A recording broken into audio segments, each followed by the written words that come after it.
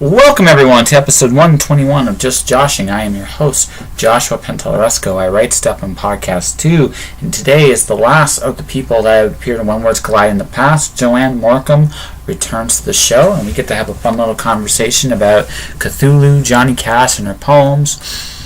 Joanne's actually one of my favorite people. She's really, really quiet in person. I think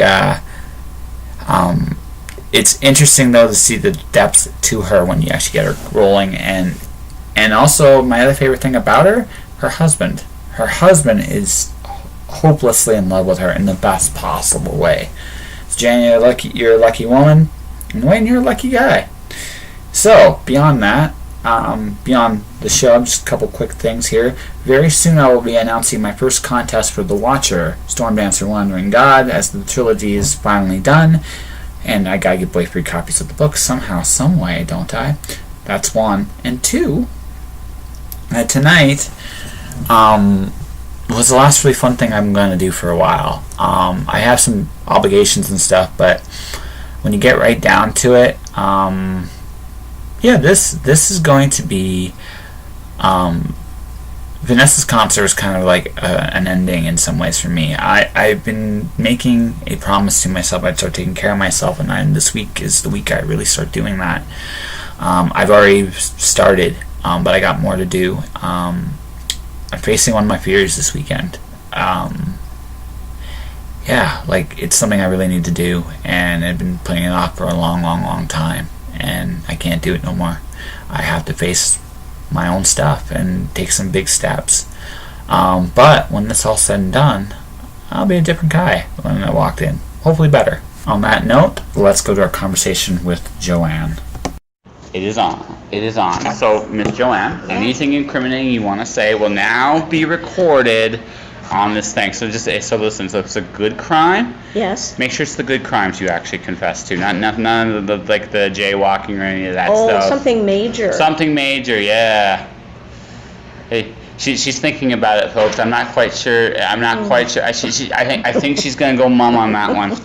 I'm with Joanne Morcum, haiku tanka poet extraordinaire. Right? She might also secretly be a rock star. I'm not sure. I'm more into country music. You're more into country music? I like both kinds, country and western. Very nice. Old school or new school? Both. Yes. Both. It's all good. It's all good. So when you write, do you listen? Is that what you listen to when you write? Not really. No. Are you asking me what inspires me to? No. I am just shooting the breeze with you. I am shooting. So, like if you listen to my podcast, the conversation tends to go all over the place. Yes. And since music came up, I thought to myself, what does Joanne Morcum like to listen to? Oh, that would be country and western, modern and classic, and everything in between. Anybody in particular? Well, I was very saddened when Glenn Campbell passed away a few days ago. Yeah. He was one of my favorite artists. So I'm sure that his reputation will grow even stronger now that he's passed away. It usually is the way it goes with artists. Unfortunately, we don't get the well, I can't say everybody. I mean, some people do get that epic rock star acclaim, but most of the time it just people don't realize how good some people are and what they do until they're gone. Until they passed away. I think the same thing happened after Johnny Cash passed away. Yes. In 2003. I think he's more popular now than he was when he was alive, if such a thing is possible. He came in waves. Like Johnny Cash in the 60s was really popular, and then his problems derailed him. And then he did the Folsom Prison live album, and then he got really popular again. And then towards the 90s, he got producers that said, okay, listen, let's strip all this stuff away and just shoot your guitar. Which terrified him because you're so comfortable doing things a certain way for so long, you don't know anymore. Yes. Yeah, yes. But he got really popular then again too for a short time. So basically, he was one of those people that you when you listen to him, like even his music, how he starts, how he ends. I mean, you can hear the evolution of just how he viewed his performance through the years, and every time he changed a little something, he got big again. Yes. And then it's like it just went through a cycle. Now, like all his stuff is considered classic. Absolutely. Yeah. Yes. But I'm not sure I would consider him though just country though. No, that's a good observation. Yeah. Yes, he was very influential, and not just with country artists, but with all kinds of musicians. Yeah, one of the greats. Yeah, I would sure. I would argue even rap. Because the big thing is his singing style was very much spoken word. Yes. Yeah, and the thing about that was, it worked for him because the way he carried himself. It translated very well to the stage and also in his actual music. But if you really sit there and listen to Cash, like he didn't fit any one particular. No, he broke the mold. Yeah. So I admire him for that as well. Yeah. Mm-hmm. Very much so, and I see you're a fan as well. Oh, somewhat.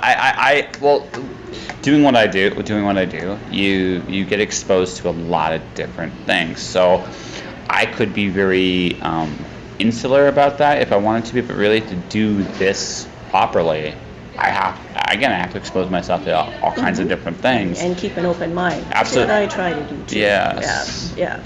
I do like ZZ Top as well. You like Love those guys. But yes. I don't think many people would disagree with you on that one.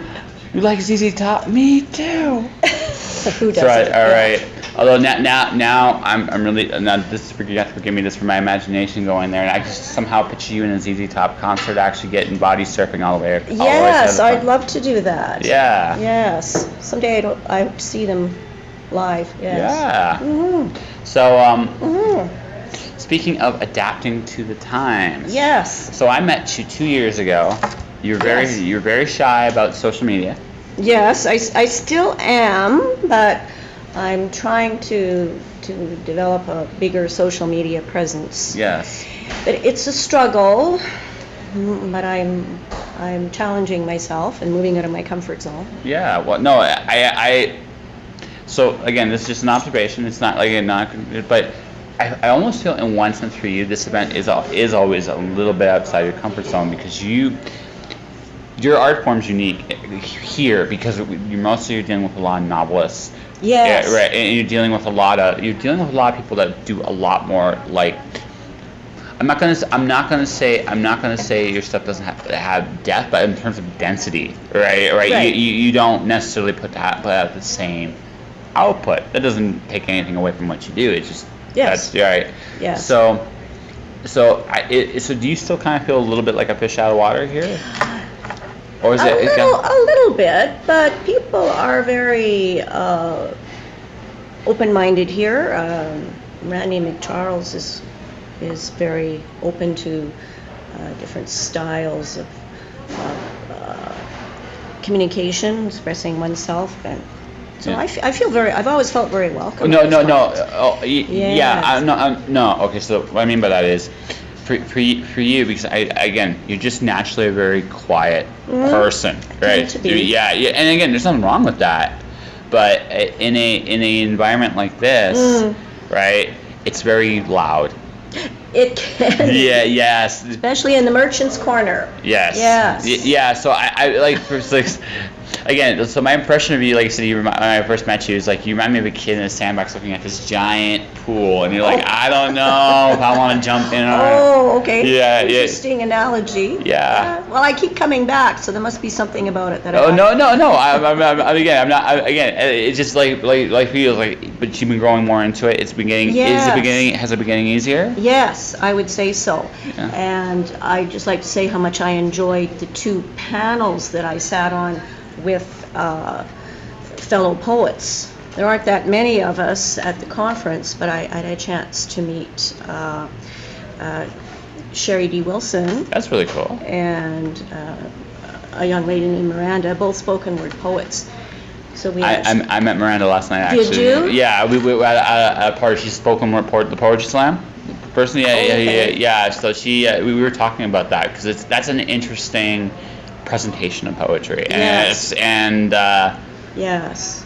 It lends to a crowd performance that's really neat. And it's interesting that we're talking about Johnny Cash and spoken word and stage performance Yes. this time around. So I guess I gotta ask this question: would you be comfortable? I mean, reading your stuff aloud, I feel you have no problem with, but like on a large stage, would you do that? Sure, why not? Why not? Yeah. Again, it's about moving out of one's comfort zone and trying new and different things. Yes, absolutely. Yeah. So Sue, all right. So let's go with. How you doing? We're good. We're good. Good. Just hanging out. Just hanging out. Yeah. No problem. Yes. No problem. It's okay. It's part of the job, and I can always edit this out later if it It was needs be. nice of her to Absolutely, yeah. approach us. Yes. Yeah. So I think the thing is, let's try from this perspective. You've been doing haiku and tanka for years, and you're still making new books out all the time. Yes. So how have you, since we've met, has anything really changed with your approach? To writing. Like even about what you're writing about, because because what we say as artists, I feel that's throughout. This goes back to just the whole concept of change. Like what I said in The Watcher and Storm Dancer and The Wandering God is very different than what I'm saying in my first novel, The Cloud Diver. Because if I'm not saying something new and relevant and real, I feel like I'm just treading the same water, right? So I imagine with you it's the same thing with haiku and tanka. You talk about different things. Yes. Yeah. Well, I just published a book about tanka exclusively. It's tanka poems exclusively, which is a first for me. This is my fourth collection. The third one was just haiku, and the first two were a combination of haiku and tanka. So this is my fourth. This is my first all tanka collection, which I enjoyed writing. Some of the poems have been previously published, but others I wrote just for the collection. So that was an interesting. So why the decision to go all tanka? Well, I noticed that I had quite a collection. I had amassed 70 or so I added to that, wrote a few more until I had over 80 tanka, and I thought I have enough for a book. So I published it earlier this summer, and I had asked a friend of mine who's also a tanka writer and editor of Gus Contemporary Tanka, which is Canada's only tanka journal, to write an afterword, which she did for me. And she said, in her afterward, she said she'd never read all of my tanka in one collection, and it gave her a different perspective on how I write. So I appreciated that. Yeah. So what was the perspective? Do you recall? That I divided the tanka into different themes, 7 different themes. So she was very pleased to read the tanka with different themes, which she wasn't aware of, because I've submitted tanka to her journal in the past, and she has published them, but she was intrigued to see them arranged thematically. Interesting. So what were the big themes of the collection? Sorry. Well, the one that lends itself to the title, like Ocean Waves, has a water theme. So those tanka are all about water in all its forms, the ocean, rain, puddles, snow, that sort of thing. Nice. with my take on water in its various forms. And then there are other themes as well, 7 altogether. One is called Chill in the Air, which is a section about, as Kozu says, unusual experiences. Bit of a science, tanka with a science fiction or a dark theme. Nice. Which was very interesting to write. Yeah. So, what was more challenging, the science fiction or the dark? Or both? I'm sorry? What was more challenging? Oh! Probably the science fiction, because it's not my real genre, but once I started exploring it, found I could write about it. One of my inspirations is the writer H.P. Lovecraft. Oh, yeah.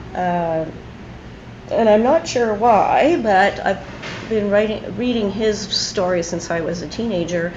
And just find his universe quite fascinating. A lot of people do, me Yes. included. It's a very interesting what's the term there?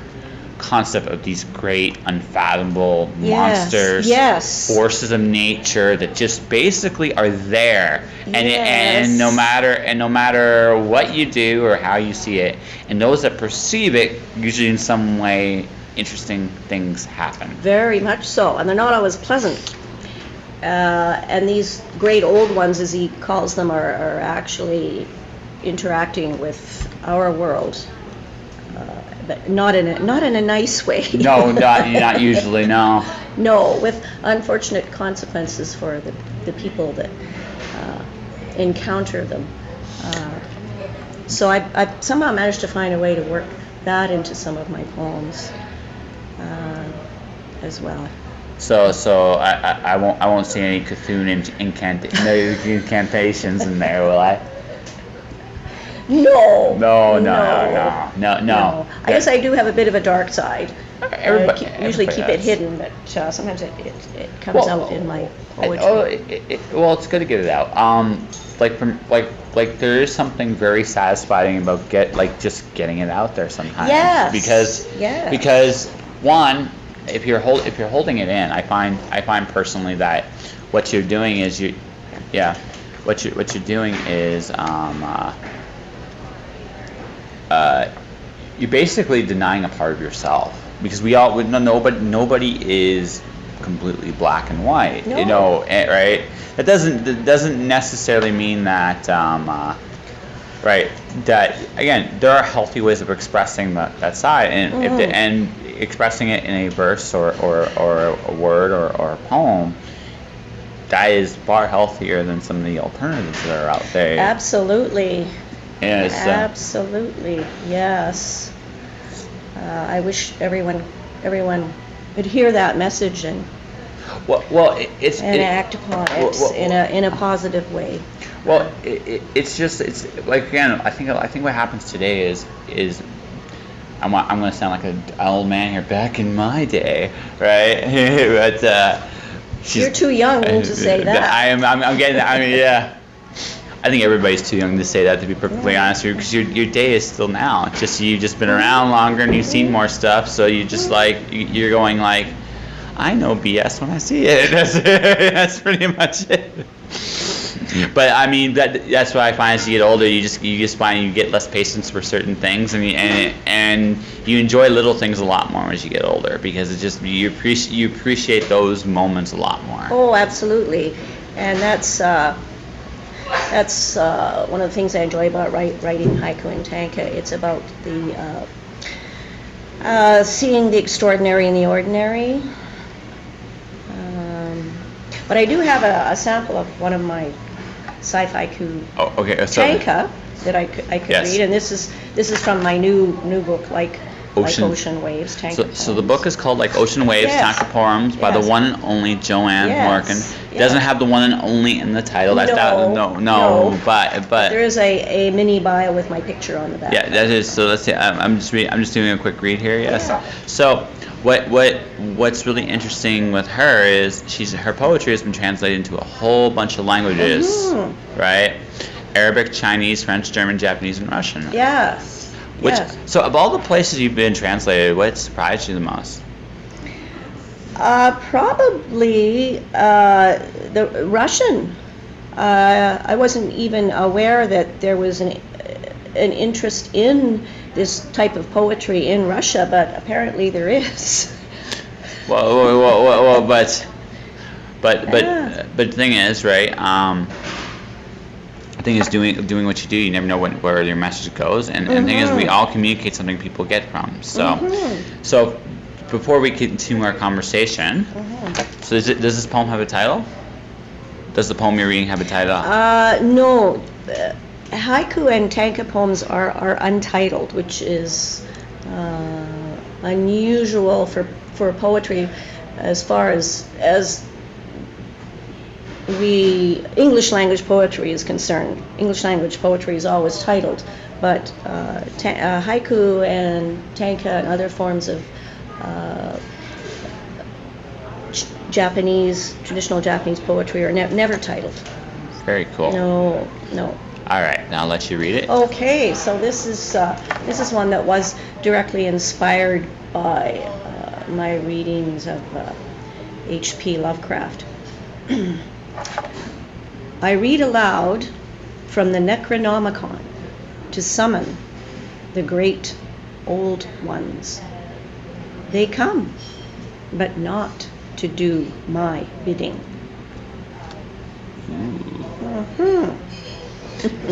Which leads to the big question: when she called them, was she doing theirs?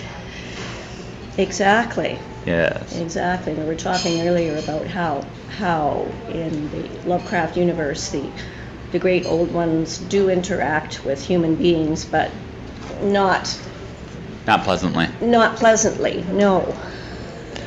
They look at us. They look at us kind of like toys, and that's the honest truth, right? So things to be used to Yeah. their advantage. yeah, Yes. and then thrown away. Yes. Very much so. But because to them we are insects at best, and Yes. at best, because they've been around so long. Yes. Right, and they've seen things come, they've seen things go. They're like, you're just there. Right or wrong is not really even in their equation. They're more like a force of nature than, say, Yes. good or evil. Although what they do seems unspeakably evil.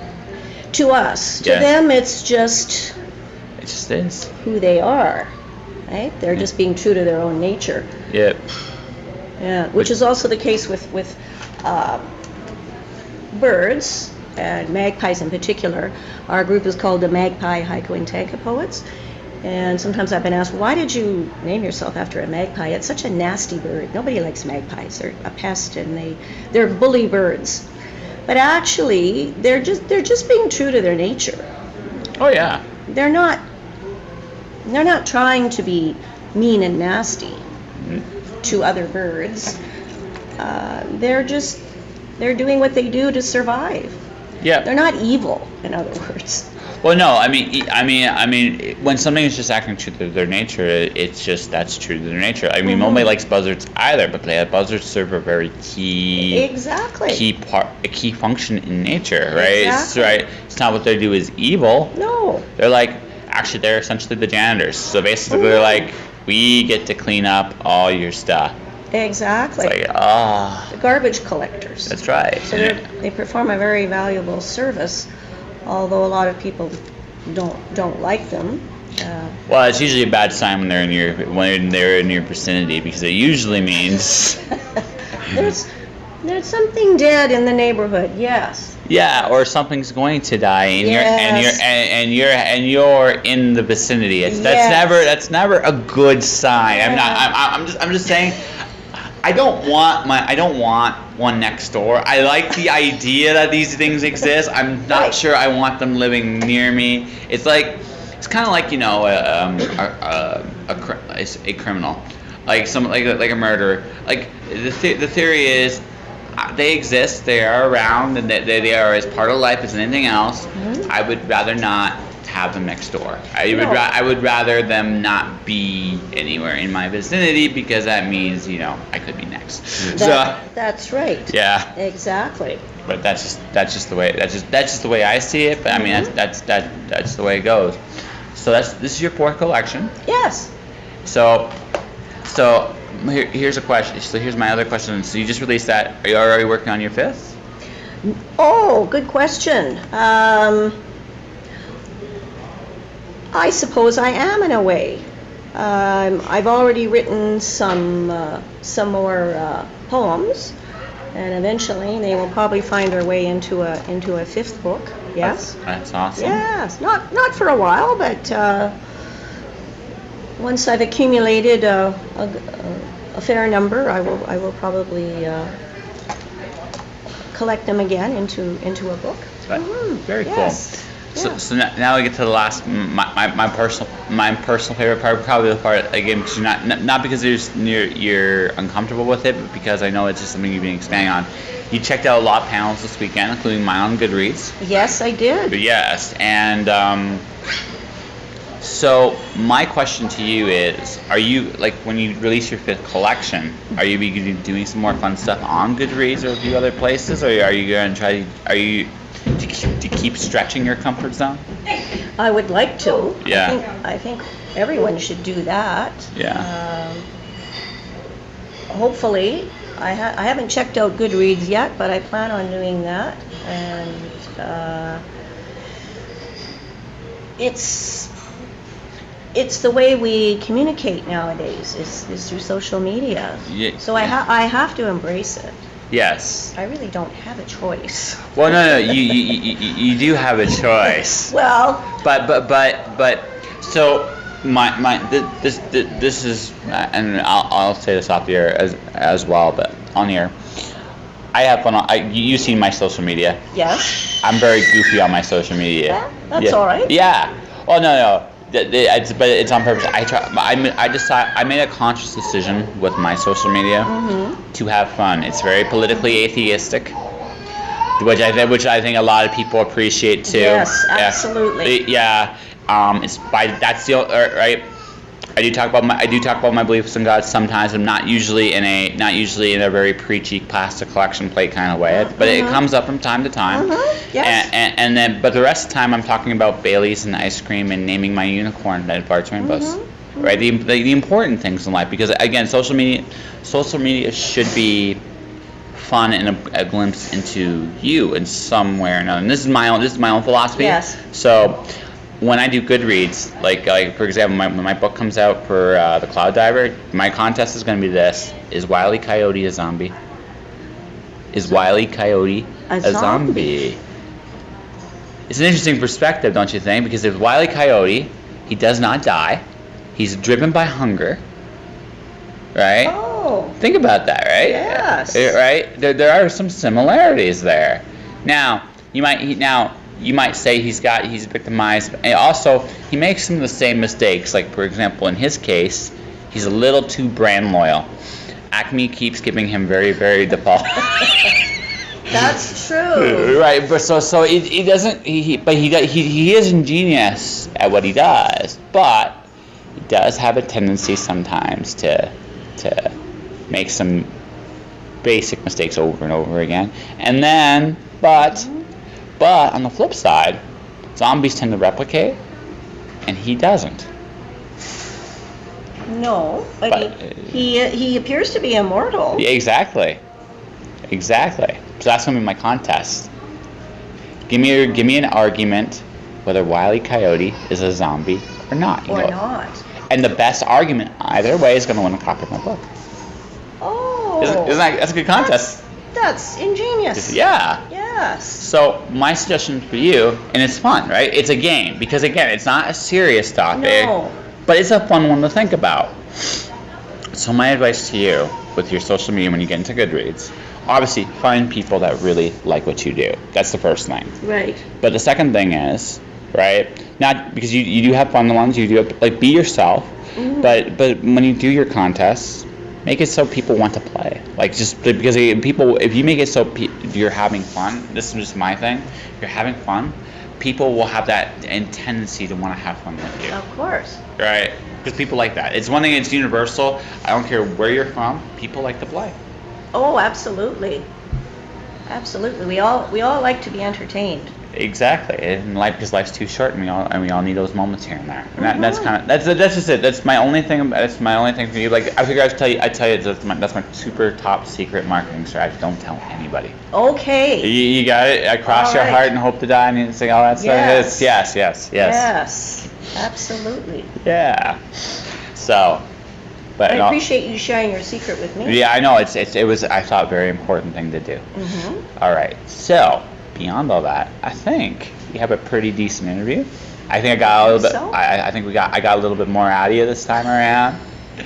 I think you did. Yeah. Yes. I've enjoyed our chat. That's right. Again, as usual. Do me a favor and tell the magpies I said hello, if they remember me.